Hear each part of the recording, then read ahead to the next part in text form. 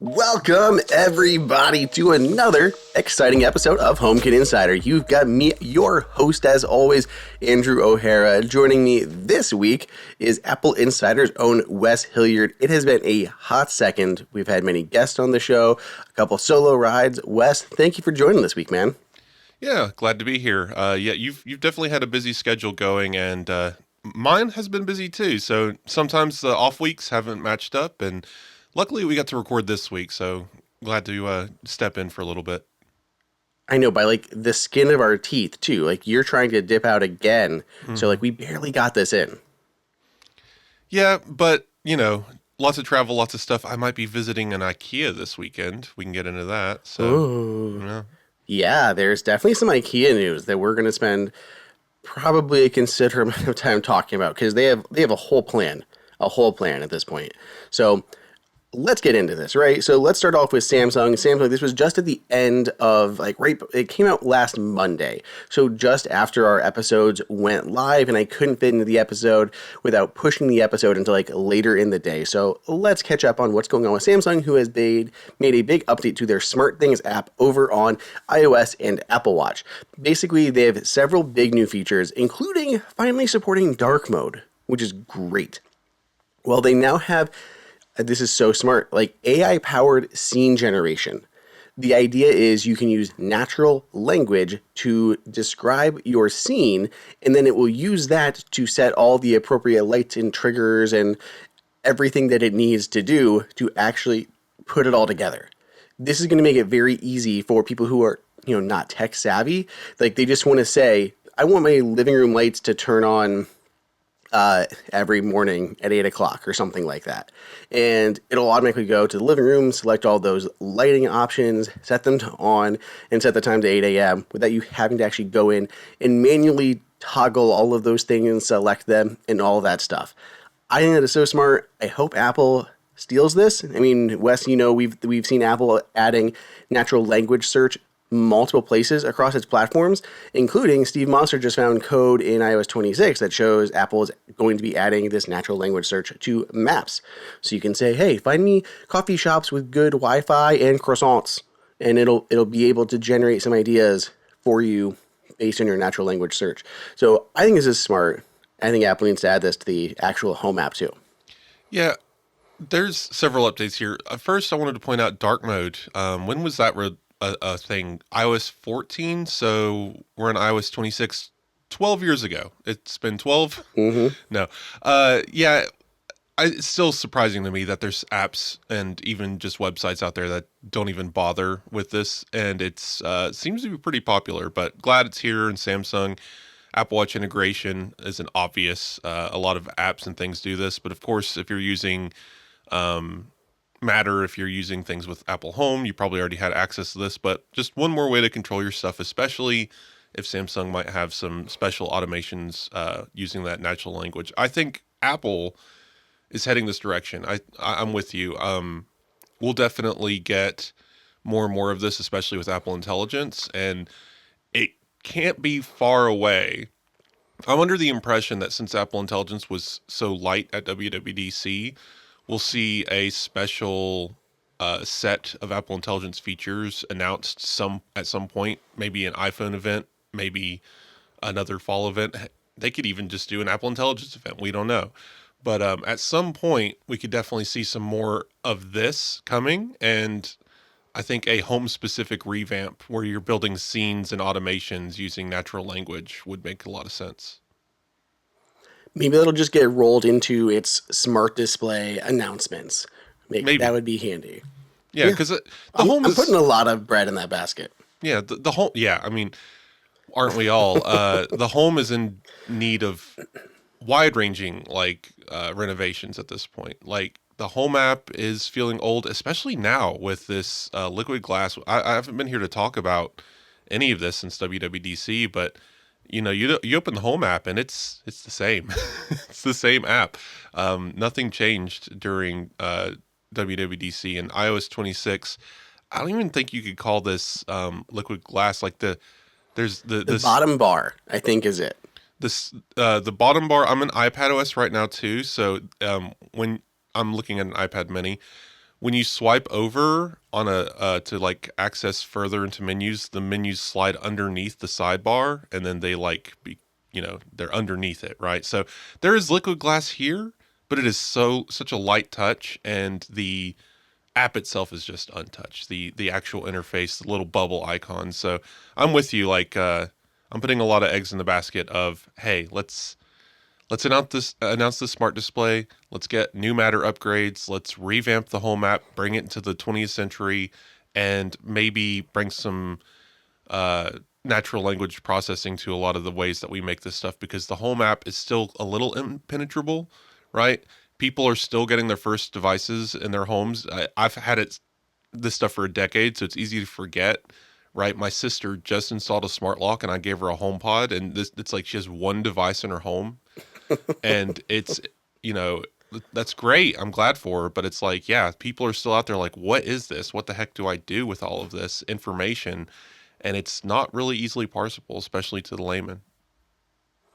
Yeah, well, Samsung has been, I feel like they've been crushing it with smart things. Like, I know dark mode is long overdue, but they have been so fast to adopt everything with Matter. Like, it's Hmm. got me tilting my head because, like, I'm looking at different things like home energy solutions and all this stuff that are going to be supporting Matter, and Apple is not there. Right. So, like, I mean, I do have smart things running.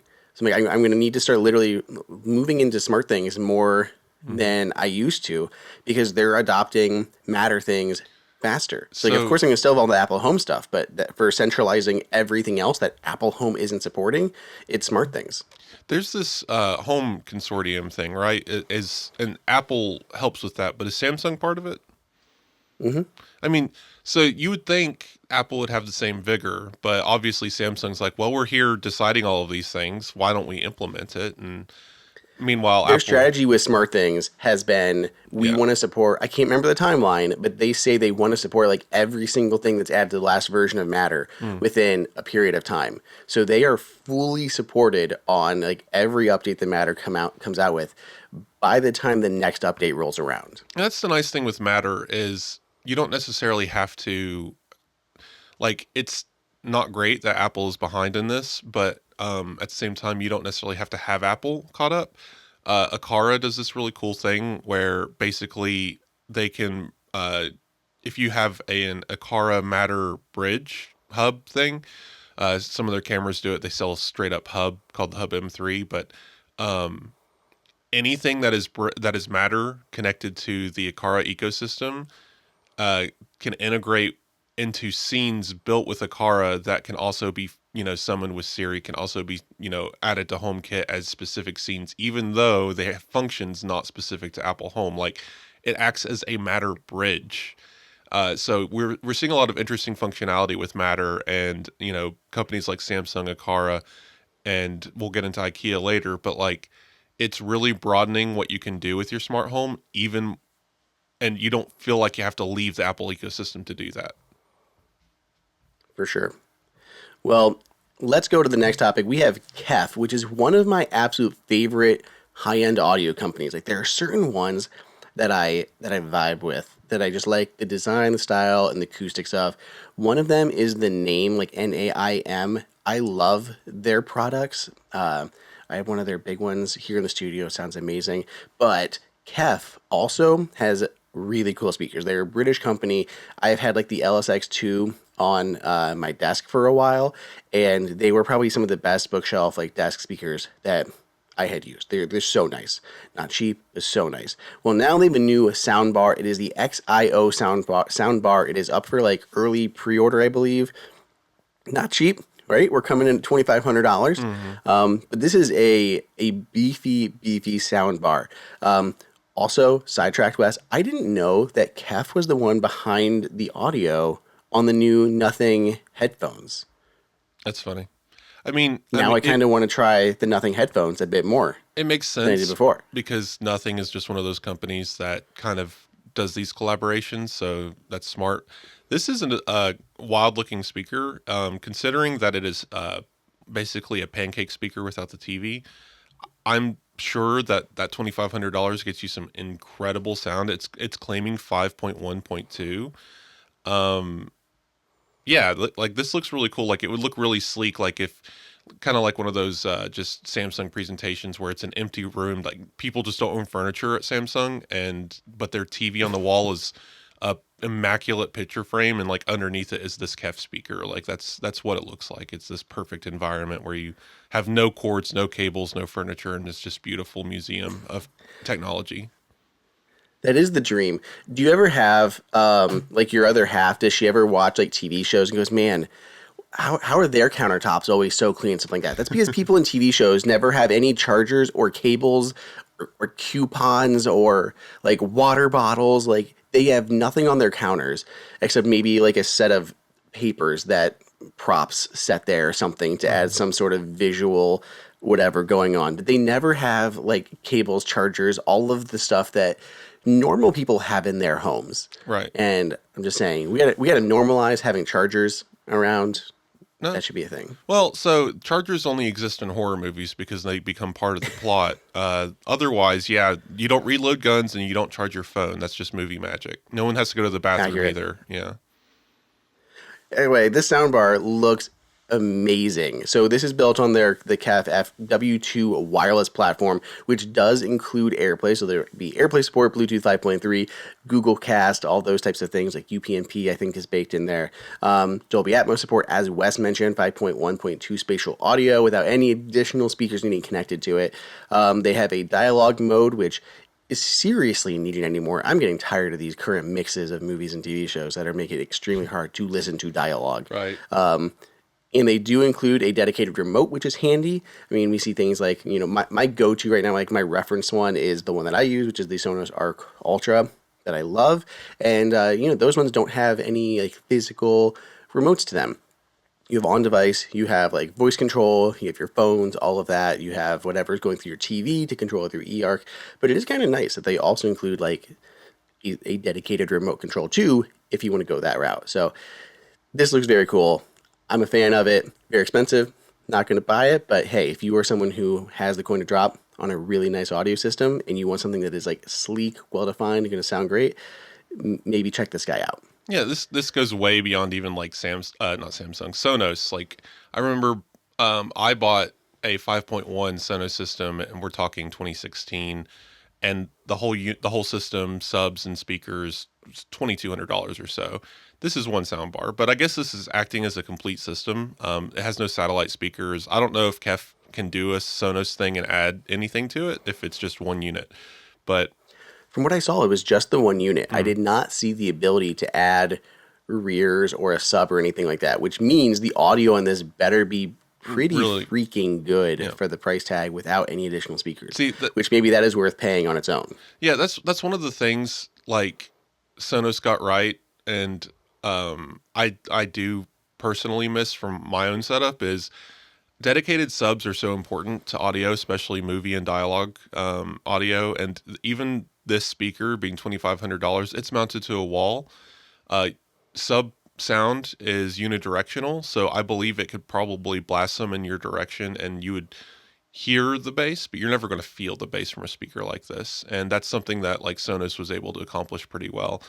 And funny enough, that's something that I still get from my HomePods.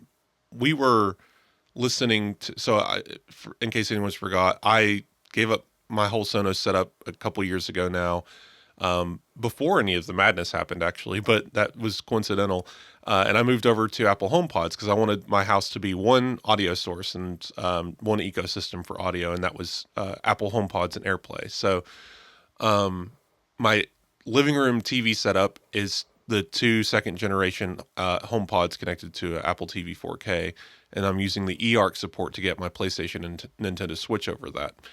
And it sounds great. Like I've since then, other than maybe, wanting better surround, right? It does really well with the simulated surround in my space. It can really throw the audio to make it sound like it's beside and behind you.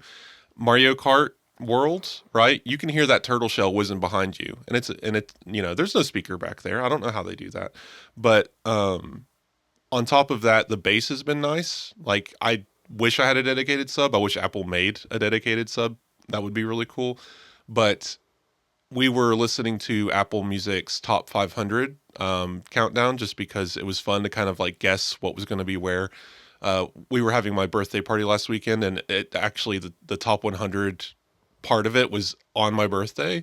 So that was a kind of part of the entertainment, is that we were all just kind of hanging out and chit chatting, and the music was playing in the background. It's like, can you believe this is number 87 or whatever? But anyway, the music is just always so good. I'm still surprised sometimes by just how well HomePods sound. But I wanted to bring this up as a segue from Kef and Samsung. Is Apple TV Sing is updated in Have you tried it? tvOS 26. So I had to write an article on it to, detail some of the features. It would not connect in beta 1. I haven't tried it since beta 1. I keep checking for I keep checking for updates because I want to see if anything's changed.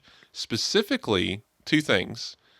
One, there's a visualizer in Apple Music on the Apple TV now, but only when you're on Apple Music Sing with a microphone attached. It's really weird. Very specific. Yep, we have to have Apple Music Sing with the microphone, and then a visualizer option appears in the menu. And it's really cool. It works on every song.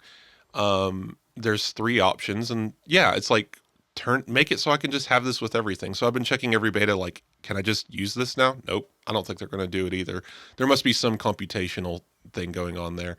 But another limitation of Apple Music Sing that will never go away is if you're like me and you're using the Apple TV HomePod setup, you cannot use it with the microphone.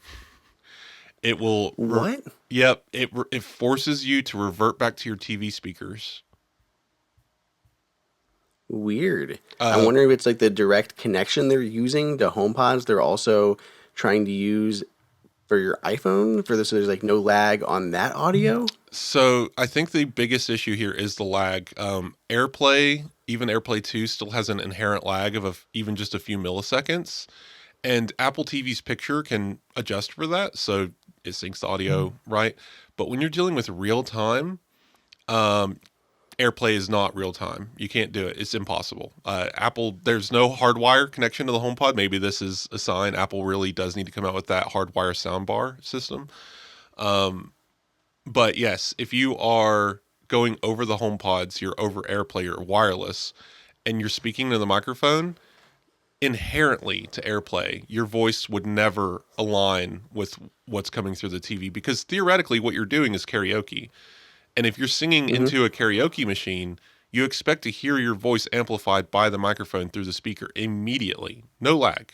And if it was even off by a second, it would ruin you. You can't sing like that. It wouldn't work. So Apple forces you to go back to the regular TV speakers, which is fine. My TV speakers are okay. Pancake speakers are awful.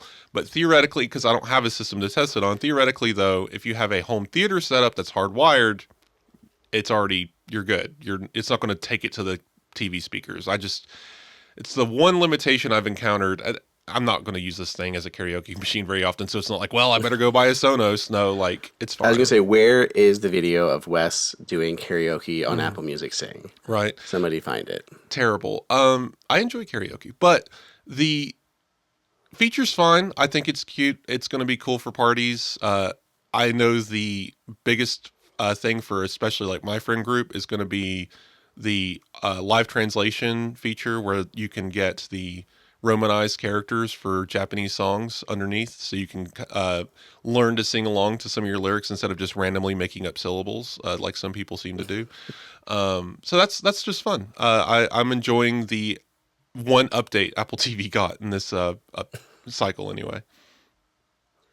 Yeah, I think tvOS has been solid. I'm hoping there's obviously still more stuff coming, per usual. Yeah. But there's a good couple little things. I do like the refreshed interface a bit.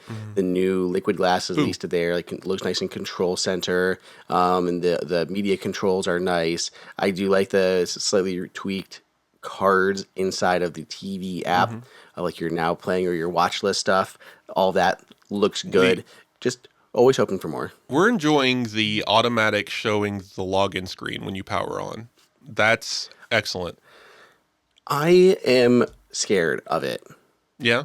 because okay, Wes, we right now in our home, we all just like we'd never bothered switching profiles. Everything lives under mine. Mm-hmm. So what happens when Faith goes and she switches to hers and now none of her shows are in the watch list because she had always used mine.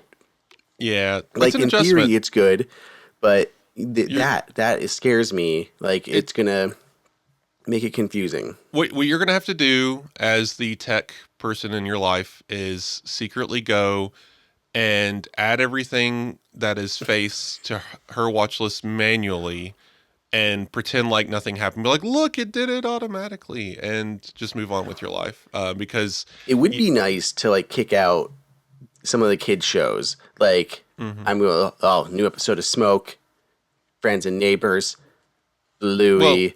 Like, your love some kid. Bluey, but I got to get that on my Oh, list. yeah, Bluey's great. Well, your kid has an Apple ID, of course, right? So, Hmm. you just select that profile now, right? And Yeah. yeah, I mean, again, an hour on a Saturday or something whenever you find free time with your 17 kids What? and Free chickens. time? Yeah, um, yeah, so many. You're running a whole farm over there now. I mean, if you have another, you'll almost have a full team. Um, start a little league. But anyway, jokes aside, uh, I haven't been on the show to say congratulations and Thank you. awesome. That's always amazing having more kids. I don't have any, but I have so many. I have 11 nieces and nephews, so I've been Oh, around. man. Yeah, I've been around a few of those. But anyway, the sign in thing is cool. Yes, it's annoying that it doesn't help you migrate your up next or anything, but I do recommend if that's a speed bump to go in, maybe, convince Faith to migrate over a little bit, get some of those shows moved that she's specifically watching, and then you'll be able to take better advantage of the watch together feature on Apple TV, which is nice. True.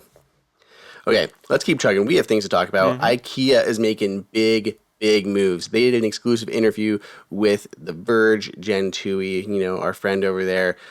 She got into all the future of IKEA and the smart home, which is pretty massive. Now, let's recap mildly what has been going on with IKEA and the smart home. They've had smart products out there for a while, smart bulbs, all that kind of stuff. They also had a partnership with Sonos and created some really innovative, cool smart speakers and things like that I was a huge fan of. And those have been going on for a little while. The early things with the lights was a struggle. Like getting them paired was a huge pain in the butt, Mm-hmm. and that they took a lot of criticism for that. But things have been getting better. They had released like a new version of their hub that was pretty solid. It had support for Apple Home and all that stuff. Things were doing good. Now they're basically hitting the reset button. Now they're going to retain compatibility with what they've got going on, but they are going all in with Matter and Thread. They will eventually be phasing out and replacing all of their Zigbee-based products for Thread products and Matter across the board. They already support now. They rolled out a beta version to its Dirigera hub that has been out there to enable it as a Matter controller, which means all Matter products can like show through like the IKEA app, which is handy, and enable that Thread radio that had been dormant for so long, which also allows it to act as a Thread border router, which is super handy. They also added support for Matter 1.4 and Thread version 1.4. Apple, as you remember, Wes, is bringing Thread 1.4 to the Apple TV with tvOS 26. In January, they will be releasing more than 20 new smart home products encompassing lights, sensors, and remotes that are all Matter over Thread. So, pausing there, that means you can buy any of those individual products, add them in, use them with Apple Mm-hmm. Home without having to even use No hub. their hub or anything, Mm-hmm. just working with Thread. So that's going to be amazing because I really do like so many IKEA products. On top of that, they're also rebooting its audio line. We covered that they had ended their partnership with Sonos, which just like cut me to the core Yeah. because they had really cool products. They had like their picture frame ones you could Mm-hmm. order. There's companies out there that made, custom pictures that you can put like artwork, posters, movie posters onto these IKEA Sonos wall symphonic speakers that were really cool. They had like their table lamp one, which was neat. And my favorite was the little bookshelf one, because not only could it go into a bookshelf, but you could get a little mount for it and mount it on the wall as a little table. You could mount it as a little table, and then you could have tiny little tables in the corner of your room that were really handy, but also acted as rears for your Sonos Arc Ultra speaker. So you could use those to help improve your audio stuff. So they were great. And of course, all those speakers supported AirPlay too. So this is a bummer for me because they're announcing that Bluetooth is replacing their Sonos Symphonisk line with AirPlay. They have their Notbod, which is a $50 speaker. It looks very retro, super cute. Like I love like the design of these things again. Just it's Bluetooth, and I'm like I don't need more Bluetooth speakers. I had a few for the yard, but like these plugged-in ones for inside the house don't do it. It's got to be Wi-Fi and AirPlay.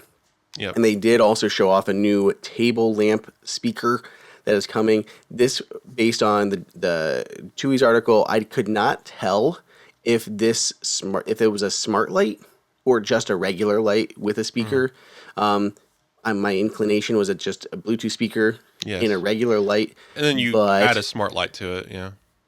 If you replace the bulb, you could probably do that. That was the thing they did with the Symphonisk light speaker as well. I did replace that with the Hue bulb, and it worked, but it just seems like a missed opportunity. So maybe down the line, maybe even down the line on the audio front, they'll move that to the Matter audio profile, like when that becomes more concrete in use and all that kind of stuff. So we'll see. But holy smokes here, like massive update to the Dirigera hub. They have new support for Matter 1.4 and Thread 1.4. They have 20 new products coming out in January that are all Matter over Thread and be compatible with Apple Home. They have new audio products that are coming. They're getting rid of Zigbee. So many things out of this. So, what are your thoughts, Wes? There's kind of a lot to pull from here. Yeah, so this is interesting. I've never really bothered with IKEA and the smart home because the hub and IKEA's always had this weird half step kind of thing, other than the Sonos speakers, because I did buy those. I had the lamp, was really cool, but it always felt like they kind of were in this middle space of I could probably get a better deal on something else, or I don't want to buy a whole different hub and have to integrate it this way. So them stepping over to Matter and coming out with a whole line of products that specifically don't need the hub is really smart, and I'm really excited. I visit Virginia Beach regularly, and that's the only place I get to see an IKEA, so I'll be excited to go there at the beginning of next year and check out all the new Matter lineup anyway, because that's what's so great about this ecosystem. Like we were talking about with Samsung SmartThings earlier, we're no longer tied to just made for Apple Home. And there was a point in time where it didn't even feel like IKEA was going to be right, like a Apple Home participant. So Matter just makes everything so much easier. And 1.4 coming in tvOS is nice. Yeah, this is going to be interesting. I actually, we were talking about topics potentially, and I wrote, how long do you keep a product in your home before it has to officially retire? And I guess this is as good a space as ever to bring it up. Is I have Hue bulbs.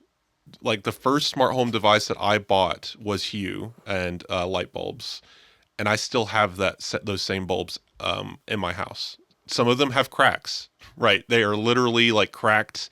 You can hear them crunch when you unscrew them from the light fixture, but they still work. They turn on, they work. So it's a question of like, at what point do you retire? And my question is, have you ever considered leaving Hue entirely because it's still a hub-based system and switching to something like Nanoleaf completely, or maybe these IKEA bulbs? So I am too far deep in the Hue ecosystem for me to ever really give it up. Sure. I'm also such a fan of many of their products. Like the light bar behind me looks so nice. It's like one of the Hue sign lights.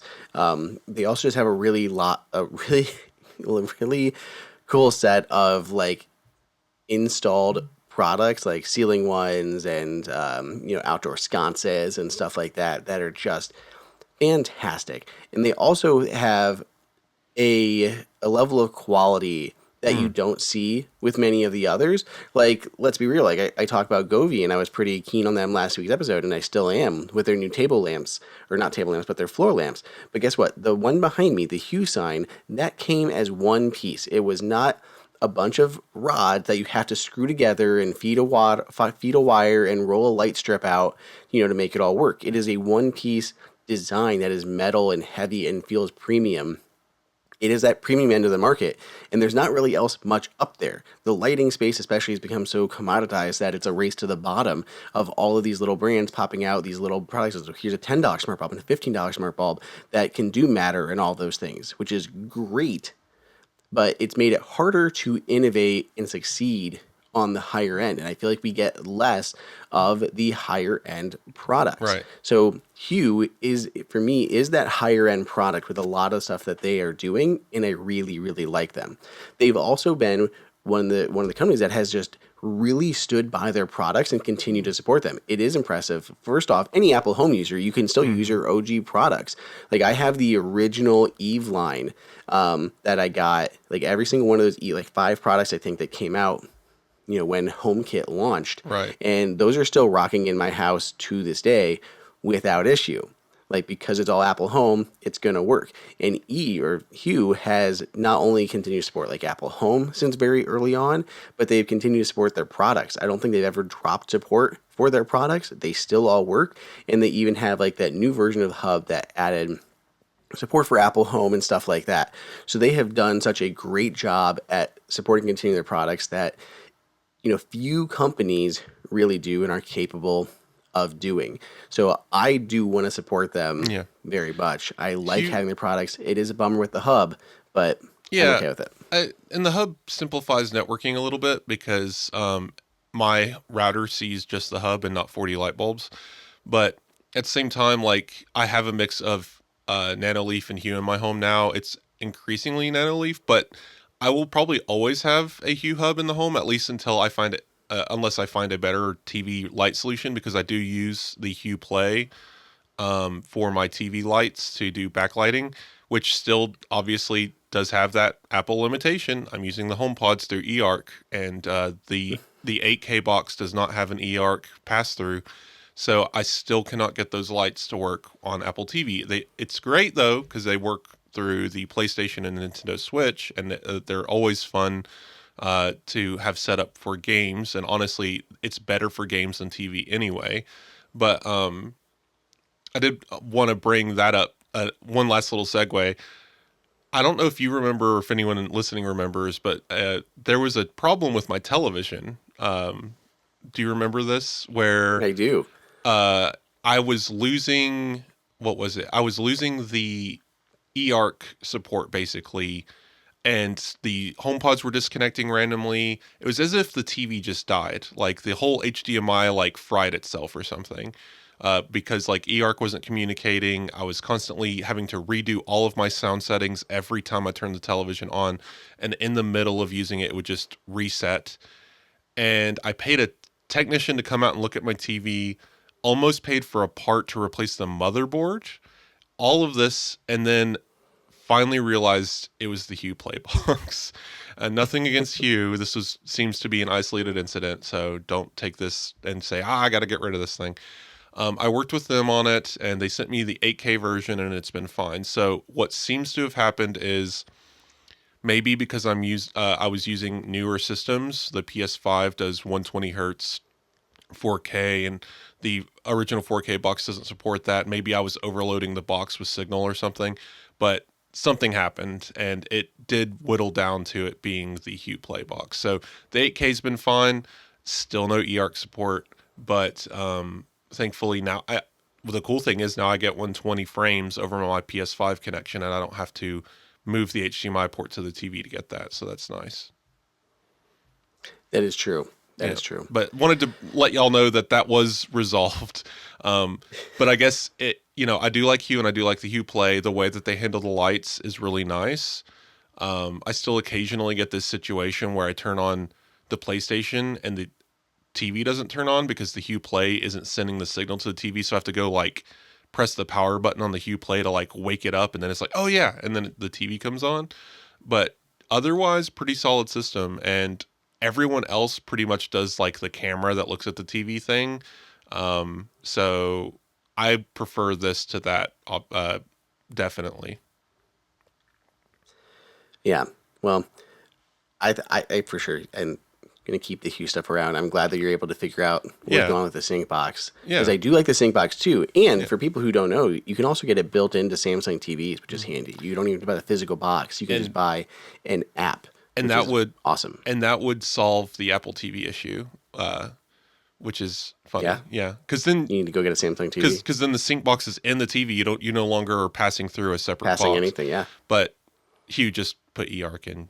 I don't know if that's possible, or Apple.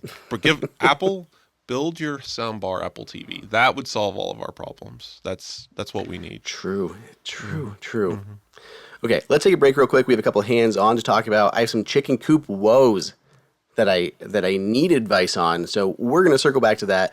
Wes, we have a new sponsor. I don't know if you paid attention. We have a new sponsor for the show that I am super jazzed about.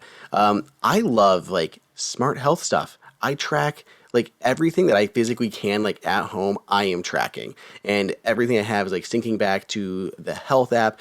And it is a good spot to see basically all the stuff that you can collect at home, whether it is your weight, your blood pressure, my glucose levels with my Dexcom sensor, trying to think of everything else that I'm like measuring that you can at home. But I love to have some sort of insight into actually how I am feeling, what is causing what I'm feeling.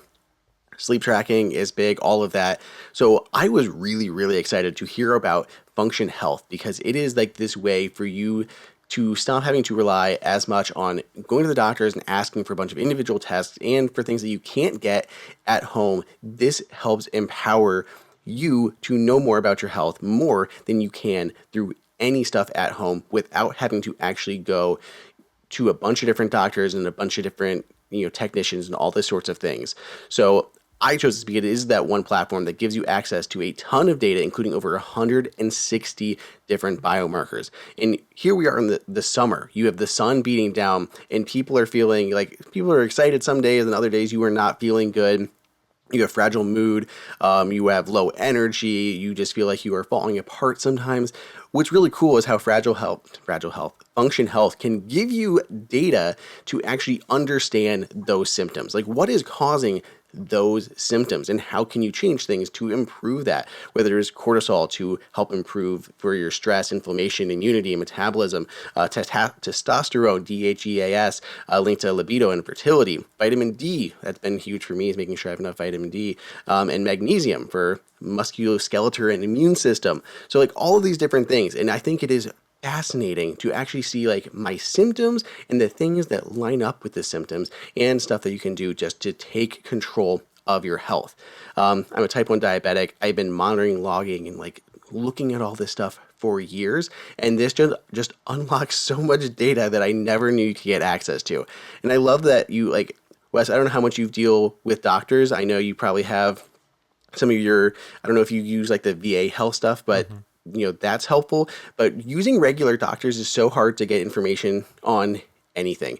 Wes, I haven't been able to smell for like 10 years, and I finally figured that out after bouncing between like 30 different doctors, it seems. So this just seems so cool to me. So I am waiting for my labs to come back to actually learn more, and I can tell you guys all about it and how this whole process works. But it is super easy to do. Gives you 106 different biomarkers that you can compare and just take control of your health better than you have been able to do before. So here's what you guys can do. There is a link for this down below in the show notes. It is functionhealth.com/HomeKit. It is all uppercase. I don't know if it matters, but functionhealth.com/HomeKit. You can check that out. Try it for yourself. See how your health is being impacted.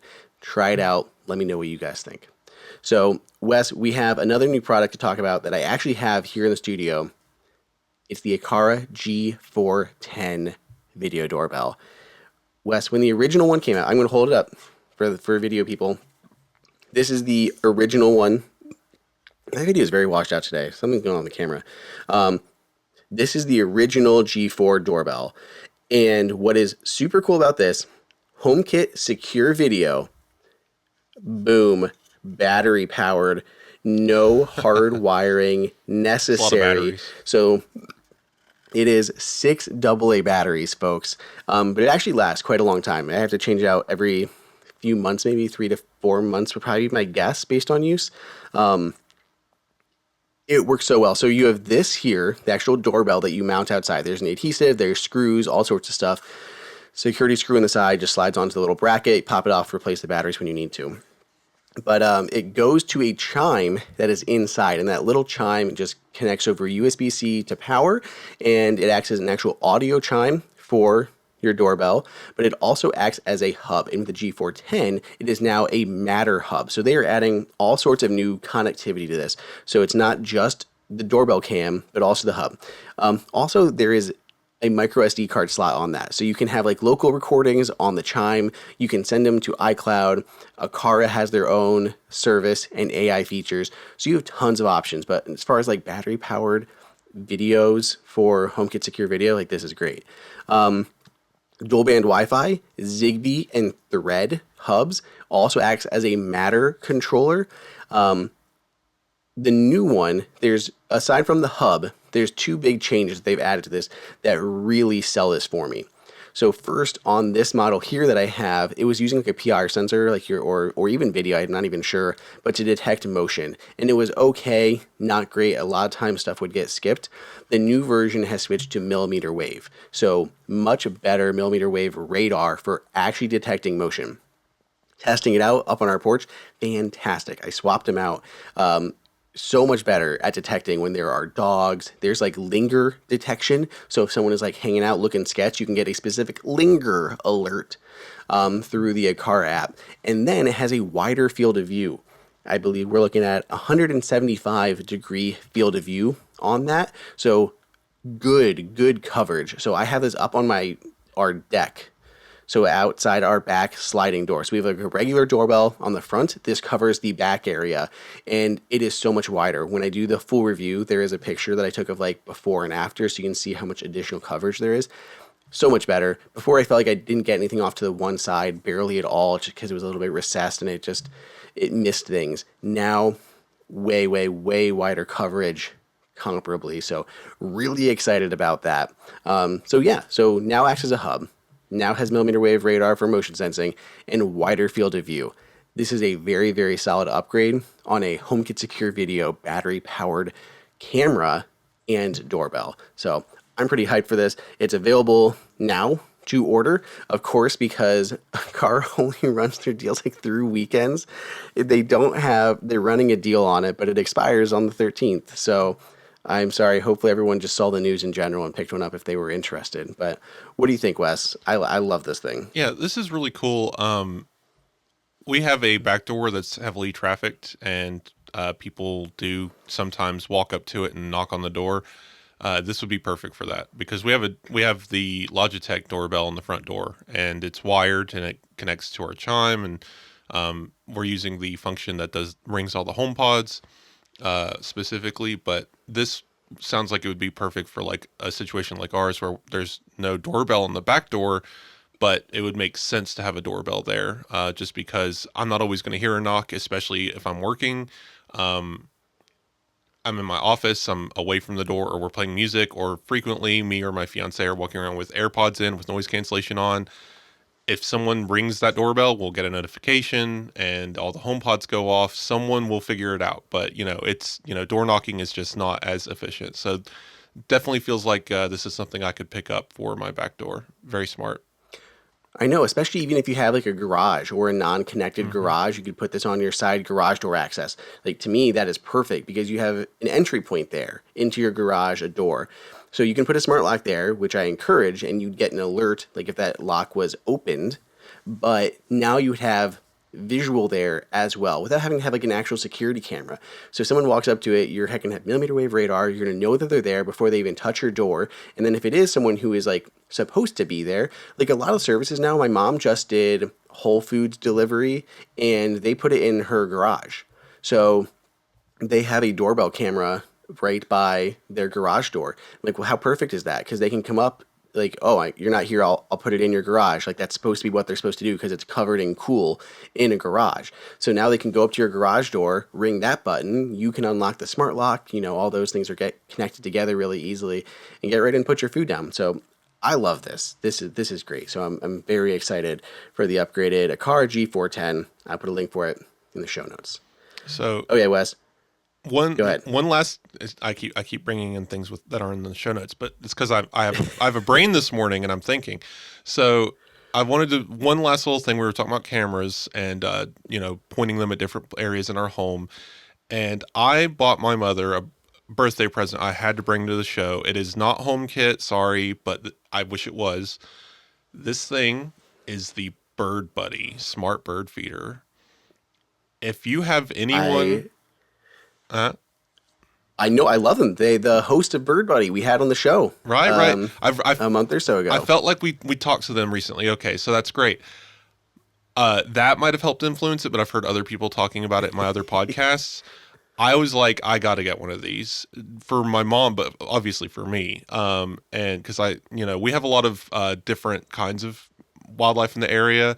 We live up in a mountain kind of thing, so there's just a lot of different kinds of birds and stuff that pass through anyway. And so my mom's always commenting on like, oh, I saw this bird today, I saw that bird today. So I was like, okay, this is perfect fit. And I got one of these. Moms. Yeah, the smart bird feed. That's what they do, birds, right? So I got my mom has an app that tells her what bird songs are what birds. Yep, that's fun. No, see, that's people just do that. My mom's also obsessed with hummingbirds, and they, by the way, they just came out with a smart hummingbird feeder at Bird Buddy. So if they can do 120 hertz slow motion, so you can slow down the beat of those wings. Come on, this isn't an ad. I'm just throwing it out there. We got one for her birthday, set it up, and we're not even paying for the pro plan. And I can get notifications when birds visit and watch a little video that's recorded in 2K. She gets a live feed from her camera locally. Pretty cool. Just want to throw that out there as like, hey, and just firsthand experience of actually having one. We've talked about them before, but pretty neat. If you're listening, guy, HomeKit. I know it's probably dumb. It's not particularly useful, but I did want to, if you put this thing in like a garden and that's just an area not covered by one of your cameras, that's just another camera feed that can alert you about animals and people walking by. So, yeah, not bad. Okay, Wes, let's talk about my chicken coop because I want to hear what your thoughts are, and then if you have time, let's jump into one of your topics that you have here that you've been working on, or we can save them. It is up to you. Sure. You have a busy schedule, dipping out of here, so let's talk about the chicken coop real quick, guys. You guys know I got chickens. Now I have less chickens than I had chickens. Something is killing my chickens. We have been here for years. I built this chicken coop from scratch, and we have never had a predator issue at all with our birds. And we are down to 4 poor girls in there, and we just lost 2 more 2 nights ago from when we recorded this. I don't know what is offing them. Obviously, around here, there is a myriad of things that will be enticed by chickens: mink, skunk, possum, raccoons, coyotes, all sorts of things could be getting in there and killing our chickens. And I don't know what it is. I have a theory. So I think okay, I have a connection here. It's your kid, right? So I don't see him at night. Right? You don't know. Yeah. Could have a little chupacabra in there. It's been a little bit of a full moon. Maybe I have a werewolf son. Yep. He hops out that little window and he just knows where the chickens are already. Yeah, see, possibility, Wes. It's coming from in the house. It's coming from in the house. Yeah. Well, obviously, the first thing I did was replace the only weak point that I had seen on the chicken coop, which was we had some rotten wood over the years. The original blueprints that I had for the chicken coop did not really account for drainage above the nesting boxes, which led to some wood getting rotten there from water pooling up. That has been replaced, so I have new plywood there, covered up with metal sheeting for actual roofing.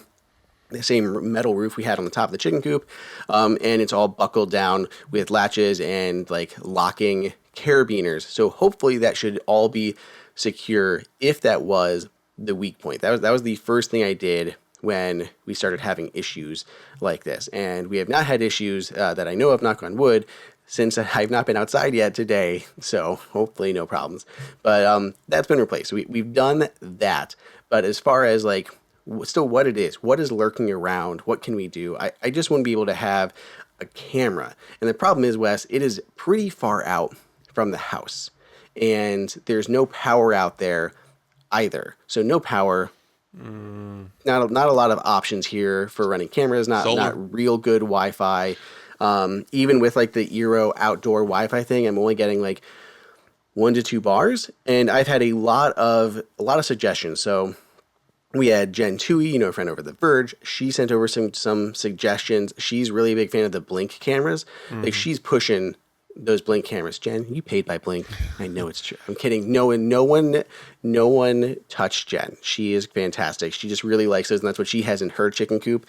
And they had some good sales on them on Prime Day that were really, really compelling that I might have to just try. They're like $90, and they have like really long battery life, 1080p video, all these things, and local storage, and like their XR sync module. So that might be an option. But for me, of course, the downside is no HomeKit support.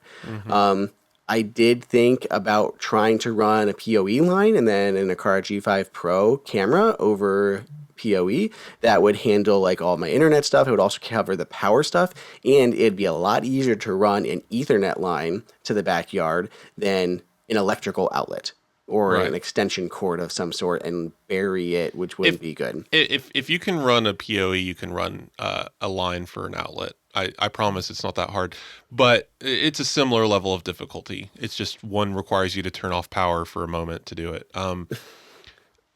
It sounds... Well, the last one, real quick, was Darnell Brown. He recommended using... he sent over a couple camera options, and he says the Unify U7 outdoor access point would work as a standalone with my existing Era setup, and that might be a good solution too. So we've had a bunch of different options. I don't know what is best here. The last thing that I had thought about was even doing a cellular camera, like one of the Rio Links or the Arlo has like a 4G solution that I could put out there. But then I'm like saddled with like monthly costs for that. So what do you think? Wasn't there a company with a smart chicken coop we talked about before? That's all you need to do. Just replace the entire... My chicken coop is a palace for those girls. I have laminate flooring in there, so it is comfortable. They have insulation in like the ceiling and the walls, so it doesn't get too hot or too cold in the respective seasons. I do have a smart chicken door that opens and closes, based on the time of day and everything. And whatever had come in, Wes, came in at like dusk. So again, the door was set to close when it got dark. And I had gone out at around 5 o'clock or so and checked on the chickens, got the eggs. Everyone was happy. And when we were sitting inside, it was like 11 o'clock at night, and they said, I just see something moving out by the chicken coop, and our security light was going on. We have a motion-controlled barn light on the front of it, and it had been going off a few times. So like, what's triggering that light here at night? So we got like our binoculars. We were looking at the chicken coop, and Faith's like, oh, the chickens are out. Why are all the chickens trapped outside? So we both go out there, and we're trying to put the chickens back inside. Like, it was really weird that they didn't go to bed. And we had to open the door. They didn't want to go inside. We're like, what is going on, girls? So eventually, Faith's like, check over by the nesting boxes. Just open it up. And I opened it up, and sure enough, there is a dead chicken inside. So something had gotten in there before nightfall because that door had still been open and scared all the chickens out. I think, and it had gotten 2 of them, and then it escaped somehow. Yeah, I think your best bet is, I wouldn't run. I mean, an outlet, unless it would be useful otherwise, isn't necessary. Like, unless you just would benefit from having an outdoor or power in the coop or something like that. Like, because sometimes you just need power. So we do usually use like a heated water bowl in the winter. Is the main thing. So if you've what do you run an extension cord there in the winter? So or change the water multiple times a day. It sounds like power is your best bet, and don't be scared of power. All you really need is you probably already have power somewhere else nearby. You can probably pay someone to do this if you don't want to do it yourself. I recommend anyone ever trying to do home stuff like this, if you've never touched electricity, don't. But if you're trying to keep it cheaper and you trust yourself better to run Ethernet, sure. I think the Ethernet solution's better. Like that's the easiest entry point, and there's a lot of solutions for that are in HomeKit. But because it gets complicated, if you run an outlet, then you're talking about video signal now. Are you going to be able to get a proper signal from that far away to your Wi-Fi network? So if it were me and I was already running wires, I would run power and PoE just so I had both. Like one to power a camera and the other to power that heater. Just get it all done in one as a big project. Because if you're running a wire, you have to put it somewhere. Then you might as well run 2 wires, right? Like that's all I'm saying. PoE sounds like I don't know. They all have their benefits. The reason I shied away from doing the electrical, like my dad's an electrical engineer. He helped me install all of our outdoor outlets we have now because when we bought the house, we had no outdoor outlets. So he helped. We took care of all of those. So like I have full confidence that we could install an outlet out there if we wanted to. But that's going to be time to kind of do all of that. I'm like, I want to get something going. I want to be able to monitor PoE out would there. be I want to know fast. what's going on. So like, okay, PoE I could do really easy. Like I don't need anything fancy. I can just run that out there. How be would done. you? But I do have to get it into the house. Well, so you probably have a penetration somewhere you can use, or even temporarily just run it under a window because you can shut and still have a seal on your window with an Ethernet cable, especially if you have a flat one. I don't know how big PoE looks, but in any case, it's not as big a project as you're like get the cable starting from the coop, set up the camera, and then run the cable back to your house, and then you can figure it out from there. Are you going to try and go through the ground, or would you know, if you do like more of a pole fixture and running the wire over the air, but you need to get a I would just weatherproof. bury it and be done. Yeah, just do that. Because, hey, I mean, for me, if I ever needed to run a wire again in my house, currently, I would do above the ground and then just string some string lights along it and just make it into a outdoor kind of like, It's a fixture. yeah, it's a light. Ignore the other cables there. It's actually for the lights. But there's a million ways to do this. You're pretty handy. I mean, you lined an entire inside cabinet with string lights. I think you'll be able to do this pretty easily. I just can't pick out what is the best solution. I I even tried taking out the Aqara G4 doorbell, and I tried to set it out there because I didn't know what the range was for Yeah. its little chime. Yeah. So I'm like, hey, what? So let's try it out. And I actually got to about the fence line, and it was an intermittent connection, so not enough to do reliably, but I it got wouldn't close. I wouldn't rely on video signal over wireless. I'm gonna say PoE is your best bet. It's short. It's your fastest route and your most efficient route, all in one. I might pick up one of the Blink cameras. I think Jen has got me like might as well try it. $40 Sure. for the module and one camera, which isn't bad. And then I think two Blink- of them for But Blink 90. also has a subscription service, and you can't. There's a lot it can't do without that subscription service. And then you're also going outside of HomeKit. I mean, But I just need like even just for live video, just something easy and quick while I figure this out. Because then Sure. if I'm gonna still do PoE, it's not gonna like I still am busy enough that I don't want to start drilling holes in the house and things like that until I got stuff set up. I'm gonna have to get the proper Ethernet line to run underground, adapters for the ends. I got to get a G5 Pro PoE version, get it into the house, make sure I've got a switch I can connect everything to easily. And we've got brick house, so it's like a fairly thick thing Sure. to figure out how to get through. I will do it, but I think you sold me on PoE, but I might end up getting a Blink camera just for quickness. It's not as big a project as you're making it. Other than burying the line, like if you just want to get a line out there, you could put it out there and then bury it later, right? Like you don't have to do it all at once. You can just get a line out there, and it might be a little ugly.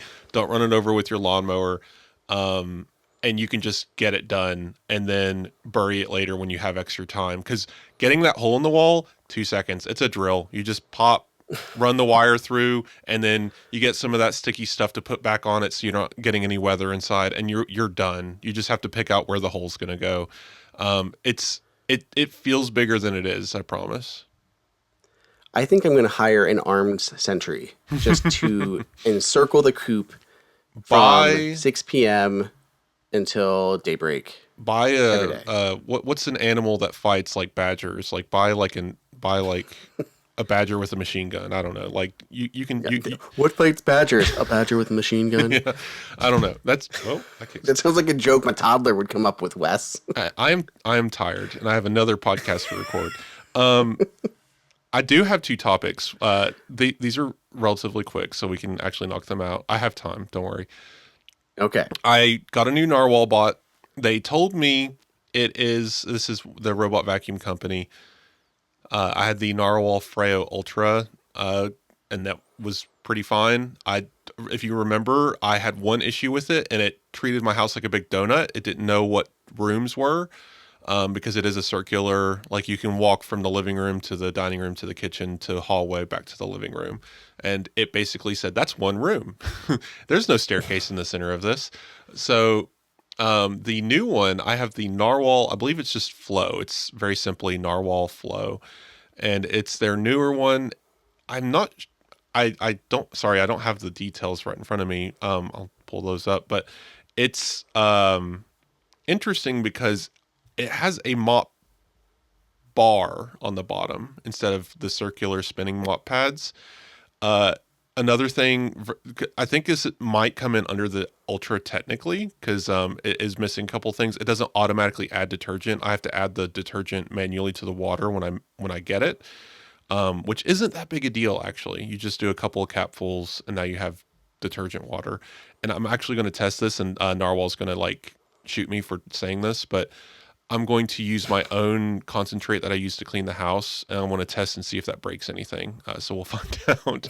Um, Make sure you got to test for long periods of time because the biggest concern I've heard is long-term degradation of internal components, yeah, which is so it's a blanket term. Like it's hard to prove that you're eventually going to it's get a failure over however long. I'll point out. So I use this company, Branch Basics. Again, this isn't an ad, but they do these non-toxic cleaning stuff, and it's all based on the central concentrate you buy. And you buy the concentrate, and then you buy their bottles, and it has a fill line for water and then a fill line for the concentrate. And the concentrate is literally the most purest, straightforwardest, chemically neutral. It's a The whole idea is it's non-toxic, right? I can't imagine it being any like I'm sure the Narwhal, whatever they're doing, is the usual cleaning chemicals that you would find in a house solvent, right? They've probably just got it specially formulated at a specific, like that's the problem here is the mixture level. Like if you add too much detergent, then yes, you would be basically eroding the internal components faster than they're expecting. I'm assuming that a very lightweight cleaner like the Branch Basics cleaner is going to have zero effect on this machine. But that's something I'm just going to have to test. I, I, I'm not even sure I can. I'll put in the review that I did it, but like, it's one of those things of do at your own risk because they literally will not help you if you break your machine. I'm just interested in this because I buy the Basics concentrate to keep mine in stock. Do I need to really be buying a whole different detergent from Narwhal? This is just one of those things that do at your own risk. But yes, I'm going to be testing that, and it did map my house. Funny enough, the hallway it was able to map properly. The rest of the house is still a donut. So the cool thing is they actually, I don't know if they finally fixed the application or if it's how the map was generated. I was able to separate the living room, dining room, and kitchen easily since the hallway was separated, and gave me good connection points. So better already. And the mop, because it's a bar, it's this like think of a candy bar shape. It has a motor in it that lets it move backwards and forwards like this, so it can scoot up to a wall and then go into the wall and then get all the way to the corner mopping. And the vacuum was very powerful. It lifted all of the cat hair off of the rug in the living room. So I'm Nice. I'm excited about this. The reason why I bring it up is it is going to get an update apparently to Matter. It hasn't yet. And this will be my first Matter robot, so I'm excited to write about that for the review if it happens in a reasonable amount of Hopefully. time. Yeah. Yeah. But that's exciting. I'll be bringing that back to the show at some point. I'll write the review and publish it. But just initial impressions, pretty strong. I think it's technically a lesser vacuum, like product line wise, than the Ultra, but it actually, because it requires add-in detergent and because it's not the circular mop pads that are spinning, it might actually be about better for me because these spinning mop pads were nice. It did polish the floor really well, but it didn't reach corners in my home. There's a lot in my house is very like cornery. It's just a lot of tough spaces. And there's a big vent grate in the middle of my hallway. And that would ruin the mop pads. It would like get stringy and ruined over time. I'd have to replace the Ooh, mop pad because it would just catch on it and like rip it. Because this, yeah. I'm talking about, it's one of those heavy duty, like great things in the floor. So this one handles that much better. So just wanted to share that Cool. experience. Well, I will put a link for that one in the show notes. Wes, we're over an hour. Let's Yep, talk yep, yep. about your lawnmower next time because I'm curious. Oh, Lawnmowers were getting close. well, there's no need. The reason why it's in here is because this will literally take 2 seconds. The company was actually not happy with the review and was like, "Can you not publish this?" Because it just didn't work out. My yard killed that lawnmower. The the thing is I will That is a review. yeah, I will say like the lawnmower fought the lawn and it lost. So basically, it's fine, but we had to give it like a 1.5 out of 5 because it just stopped working. I'm willing. I just full disclaimers. Look at the review. I go into detail. If you live in one of those like suburban flats that have a perfectly level yard and you have like an HOA fee, like think of that kind of yard, this thing would be like a godsend because it would just come out of its little base station, drive around the 25 feet of grass, make it perfectly even and flat, and then go back in its base station like once a week, and you would never have to mow your lawn again. That is the dream, and that's what this thing would do, and it is the cheapest option on the market. It's like $500 regularly on sale. I'm not saying don't buy this machine, it will break. I'm just saying my yard murdered this thing because I have a big. I'm attached. Like, so I have a house that I live in, and then next door, my mother actually has a trailer, and she has a very large front yard, and then there's this big slope, and then I have a sloping backyard, not a huge slope, just actually within 10 degrees or so, but it's a slope, and that robot, I think between mowing the large portion of the yard and then trying to move up and down hill in order to get back to the charging station, it just eventually gave up. It was just like, I can't do this. Like, this is too hard working conditions. The grass is too thick. I don't know what it was, but it didn't make it. But again, this isn't a no recommendation for me, but I will say if it not having LiDAR was a huge detriment, spend like $800 and you'll probably get the perfect mower with LiDAR. Like that will actually mow your lawn and maybe not die. So, sorry, Red Key. Maybe try not to go so cheap next time. Well, Wes, thank you for that. We'll link it everything down below in the show notes. Everybody, everything we talk about is in the show notes this week. If you want to watch the video version of this podcast where I'm oddly washed out with something going on, you can see it at youtube.com/HomeKit Insider. Please leave the podcast a 5, 10, 100 star on your podcast player of choice. We have a couple of special guests coming up the next 2 episodes. Assuming everything goes as planned, I think we should have Consumer Reports back on to talk about some different products. We'll also have Samsung on to talk about a few things too. So exciting stuff coming up. If you guys have questions, let me know. You can reach me at andrew@appleinsider.com. You can leave them notes on the YouTube video or basically any other platforms. Wes, anywhere you want to point them to for you? Yeah, listen to the Apple Insider podcast. I'm actually about to record that in about 10 minutes. So I might have a very smokery, podcasty voice by that point. But yeah, so Apple Insider Podcast, you can get me at wes@appleinsider.com. I'm very active on Blue Sky. You can always reach me there, or even Mastodon. I still have an account active there. Yeah, just reach out. Let me know what you think of this show and everything else, and my input on dying lawnmowers and bird feeders. Awesome. Thank you very much, everybody. We'll see you in the next episode.